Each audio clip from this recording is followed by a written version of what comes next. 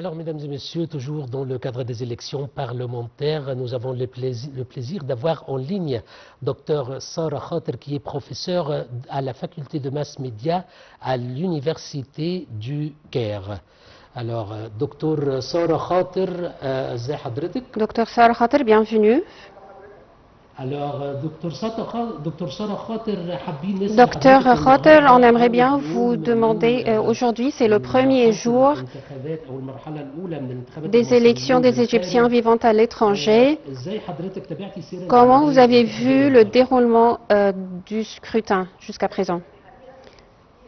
À vrai dire, aujourd'hui, il y avait une couverture médiatique très spéciale de la part de votre chaîne, Nile TV International, ou de toutes les chaînes égyptiennes couvrant le processus électoral à l'étranger. Il s'agit d'un phénomène très important au cours de cette semaine parce que la participation des Égyptiens vivant à l'étranger aux élections est quelque chose de très important. Il doit être bien organisé, comme il est vraiment aujourd'hui. Et la couverture médiatique pour un événement pareil doit être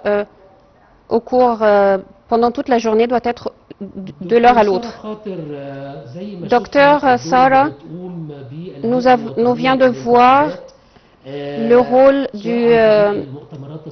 de l'autorité nationale des élections, soit grâce aux conférences de presse qui ont lieu pendant toute la journée. On a 3 conférences de presse. Alors comment vous évaluez ce rôle de l'autorité nationale concernant la garantie de la transparence du déroulement du scrutin? En fait, c'est un rôle très important, non seulement grâce aux conférences de presse, mais il y a aussi un comité qui est chargé de suivre la couverture médiatique de ce scrutin. Ce comité est mis en place par l'autorité nationale des élections pour suivre tout ce qui se passe concernant le déroulement du scrutin et le processus électoral. Et c'est quelque chose de très important parce que la création d'un tel comité veut dire qu'on aura une évaluation continue et directe du processus électoral, soit à l'étranger, soit en Égypte dans les jours qui viennent.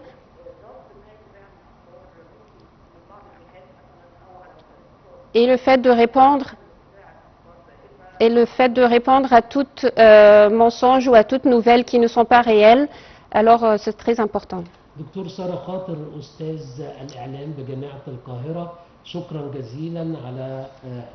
Je vous remercie infiniment, Dr Sarah Khater. Merci beaucoup.